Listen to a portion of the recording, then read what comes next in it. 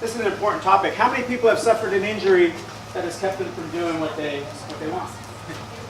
I think, no, that's good. That's good. No injuries? Excellent. And then, what is an injury? You know, whether it's chemical, physical, or thermal, it amounts or rates that exceed the threshold. So what does that mean, right? You get an arm bar, puts too much pressure, you blow out your ligaments, there's pain. Or it can be a lack of one of those energy systems. You know, let's say you get choked out, you don't have oxygen in your brain, and that's a type of injury.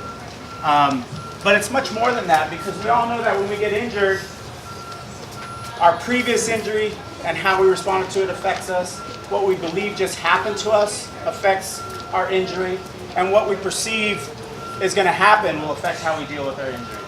And forget about it, we have so many other people telling us what just happened to us, you know, whether it's healthy or not. When we look at injury prevention, we're looking at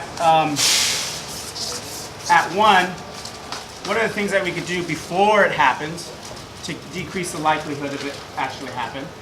And then secondary, what are the policies and procedures that we have in place to decrease the likelihood? And then on the third point, when you do have an injury, how can we decrease the progression or exacerbation of that injury? Okay. So what do you guys think are the most common injuries to a jiu-jitsu practitioner? Ribs. Shoulders. Knee. Someone said ribs, knees, shoulders. Ego. Ankle. All right, so we categorize them as those that go diagnosed. How many of you have suffered an injury to your fingers? Sprained them, strained them. Yeah. How many of you went to go see a doctor about it? Nobody, right? So what they're finding in the research is that the fingers, the elbows, and the shoulders, followed by the knees, are the ones that are most injured. But everything in the upper extremity is less likely to go see a doctor about it. All right, so how many of you guys have, I don't see much tape on the fingers today. All right, so you know, that's important. Our hands are really important in jiu-jitsu, aren't they? And so we should probably take good care of them, or look and see about addressing those sprains and strains, and not just chalk it up to, oh, I do jiu-jitsu, my fingers should be like jacked up. Yeah, jacked up.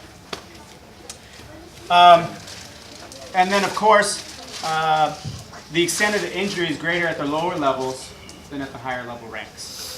And this differs somewhat at the competitive level, but there are a lot of similarities. The other thing I wanted to kind of point out is, now that jiu-jitsu is becoming more popular, we're seeing a big array from the very young to the older individual.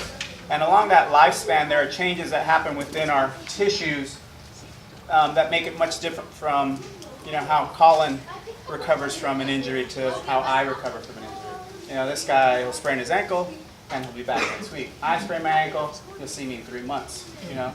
And we've all kind of experienced that delay as our tissues change. So in the cycle of the athlete that you present to us, I think one thing that you didn't mention is the mentality behind an injury. Yeah. Because you always think, I should come back faster because, you know, my peers are learning and I'm staying behind, and it's always a battle.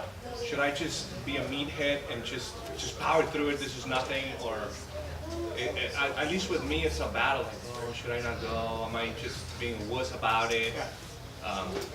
But dealing with that mentality it's horrible. Like duct tape. I use duct tape. So hopefully what you hear from me is that you get injured. I'm not saying don't come here. I'm saying come here, but come here with intent and purpose and mindfulness of, let's say the last injury that you had to think about, am I going to come train? What was it? What was the day that you said, This morning, yeah, what is it? my knee, it's been bothering me. Yeah. It's the same one that I had the surgery on. You go to a bad place where it's like, oh, am I going to need another surgery? Is this bad enough? Can I just power through it? Play close guard? But it's the battle. Like, I know I should probably not be here, but Yeah. Devin keeps learning. And, It's like, how about, let me give you an analogy. How about those guys that weightlift or train consistently and don't have any rest periods? Do you think they're more effective and get the gains versus the people who have that nice cycle of train, rest, train some more, rest? Who progresses more? The guy who trains 100% of the time all the time, or the guy that has that rest period in between? The rest period. They leaps and bounds. Their strength and power just accelerates with that rest period. You know? It may not seem that way, but you get. I've had times where I've taken a break and I come back and I'm like, wow, I can do a jumping jack and there's no pain, you know, and it feels good, and I could perform better, you know. So we're looking long term. You know, you want to be in it until you're old. You know, you're still young, so yeah, so we're thinking the long game. You know, I always think the long game. You know, just because I didn't do this tournament here, you know, your life's not over. You still have another tournament. You may even be better. But your question, you should always come, and each movement that you make that assessment. One, does it hurt me while I'm doing it? And then when I stop, does that hurt go away? Maybe you can continue. Do I do that activity and my knee hurts, and then after we have a break, it's throbbing and aching, and I go back and it starts hurting more? Maybe you should stop at that point. Yeah. A lot of times I tell you, you know, you're hurting, you progressively load progressively load that tissue, you know, with the warm up, with the progression of intensity, and at the end you're feeling better. The answer that you want. So you need to find that professional that's going to give you that answer and give you that treatment plan to get better.